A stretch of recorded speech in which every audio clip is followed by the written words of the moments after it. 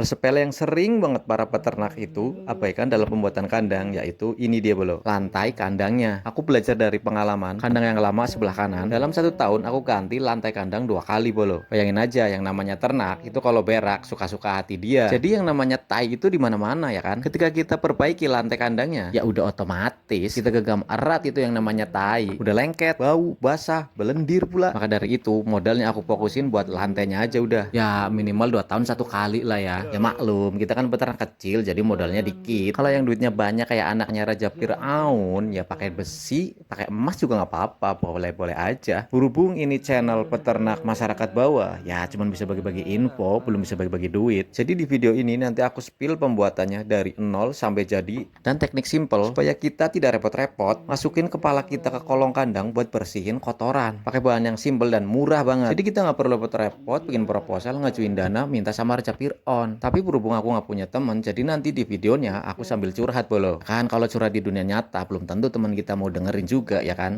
Oke, langsung aja ke sesi curhat. Sobat ngerti yang budiman, kali ini aku pengen cerita tentang bayangan diri kita sendiri teman-teman. Yang tanpa kita sadari telah memprogram diri kita sendiri di alam bawah sadar. Oke, mari kita mulai dari yang paling dasar banget. Dan semoga aja perasaan aku ini nyambung sama perasaan sobat ngerti yang budiman sekalian. Aku ngerasa kita tuh udah diprogram untuk selalu gampang dihubungin. Nyengir walaupun sebenarnya nggak mau. Terus ngebales chat WA yang sebenarnya nggak harus dibales. Terus membela diri yang bahkan sebenarnya itu nggak perlu. Padahal nggak ada yang minta. Kita gampang dijangkau, kita gampang diatur, gampang diprogram. Kita tuh gampang ditebak. Bahkan yang paling parah, kita menerima semua itu seolah-olah itu hal yang biasa. Tapi kita coba pikir ya sobat ngerti yang budiman, apakah dari semua kemudahan itu membuat hati kita jadi damai, jadi tenang, dan ngebuat hati kita jadi kuat? Kalau menurut aku pribadi sih enggak bro.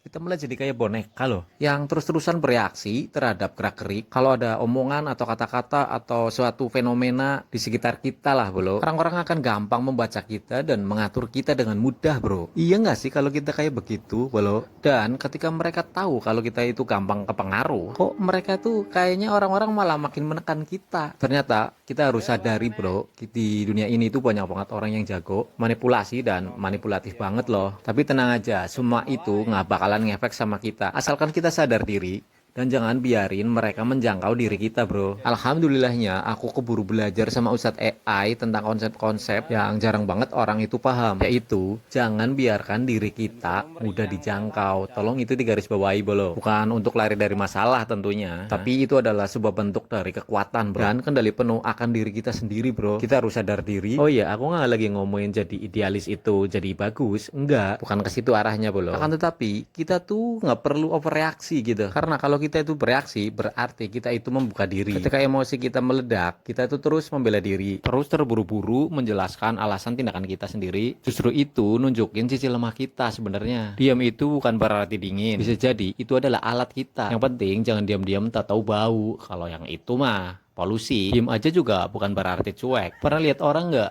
ketika dia baru datang ke sebuah ruangan, dia itu udah jadi pusat perhatian, bukan karena dia itu teriaknya paling kenceng, bukan, tapi karena dia itu udah mempelajari kalau jadi buku yang terbuka itu gampang dibaca semua orang teman. Jangan beri jalan atau akses orang lain membaca isi buku kita hanya demi perhatian, karena semakin sedikit orang membaca isi buku kita, orang makin penasaran. Ya kira-kira begitulah yang saya pelajari. Ya emang pada dasarnya manusia itu gampang kecanduan sama hal yang nggak bisa mereka kendalikan. Contohnya hal-hal yang misterius, hal-hal yang sulit untuk didapat, logika mistik, sama orang yang nggak mau tunduk sama penilaian orang lain. Maka dari itu orang yang sulit dijangkau itu pasti jadi perhatian. Aku sendiri juga kagum itu sama orang yang begitu. Dulu aku punya tuh temen yang kayak begitu, idealis banget, tapi dia udah ngilang. Terus aku cari-cari informasi, denger-denger malah katanya dia udah merantau jadi TKW ke Iran. Cuman dia nyasar ke Israel katanya. Bercanda ya bolo. Oke, next ke poin yang penting selanjutnya bro. Kata Ustadz AI, kita tuh disuruh belajar untuk melepaskan. Belajar untuk melepaskan itu bukan kehilangan, tapi freedom atau pembebasan. Lepasin hubungan yang bikin kita sesek, pekerjaan yang menguras tenaga, sama komitmen yang mengikat tapi nggak ada maknanya. Lepaskan keinginan pengen tahu semua hal, rasa selalu bener,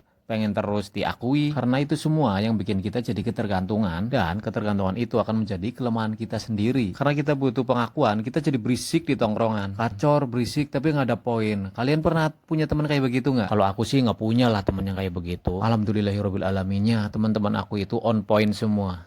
Tapi bohong, kata Coki Muslim. Berhenti menjelaskan semua hal. Itu juga katanya cara melepaskan, bolo. Dan ternyata kita tuh nggak perlu membela keputusan kita sendiri. Nggak perlu buat-buat alasan untuk menjaga hati kita jadi tenang. Kita nggak perlu nyakinin orang kalau kita tuh orang baik. Realistis saja sesuai kenyataan apa adanya. Karena pada dasarnya orang itu punya cerita sendiri, punya persepsi sendiri tentang diri kita. Jadi intinya mereka itu nggak mencari fakta tentang kita, tapi mereka lagi nyari cerita dan mencari bukti sesuai dengan narasi logika pemikiran mereka sendiri. Jadi jangan beri bahan untuk narasi mereka. Kita disuruh diam aja, biarkan waktu yang buktiin gitu. Asli makin kesini AI makin asik beneran. Ya kalau kita bijak cara menggunakannya bolo. Di sebuah ruangan banyak banget orang yang pengen bersuara, tapi hanya ada satu orang yang diam dan dia yang pegang kendali. Dan di ruangan itu semua orang pengen dilihat. Akan tetapi justru orang yang menghilang yang menjadi bahan perhatian. Kehadiran bukan soal ada dimanapun, akan tetapi jadi sosok yang gak bisa diabaikan ketika kamu muncul. Dan semua itu bisa dicapai ketika kita berhenti bereaksi atas semua hal. Jadi intinya si AI ini ngomong buat kita itu jangan banyak bacot, gak usah sok intelek, gak usah sok tahu akan semua hal, semua bidang. Jadi kita ngomong yang kita ngerti aja udah. Aku simplifikasi ya, mungkin intinya banyakin kerja kupingnya, jangan mulutnya, gitulah ya. Kita disuruh merawat emosi kita, dijaga terhadap kata-kata orang, tindakan orang, persepsi orang, bahkan harapan orang lain. Kita tuh sering tidak sadar kapasitas kita sendiri. Jadi berhenti ngerasa tahu dan paham semua hal, karena justru itu adalah langkah yang akan membuat kita jadi lebih kuat. Jadi kalau ada orang yang diam itu bukan berarti dia itu sombong, dingin, atau cuek, atau juga diam-diam tahu lagi kentut. Enggak. Mungkin diamnya orang itu karena dia itu punya kedewasaan emosional. Bisa kita lihat orang yang bereaksi di semua hal justru malah dikendalikan oleh lingkungan sekitarnya. Ada yang seperti itu nggak? Kalau aku sih ada. Dan aku sendiri pernah di posisi seperti itu dan capek rasanya bolo. Jadi udahlah, lepas.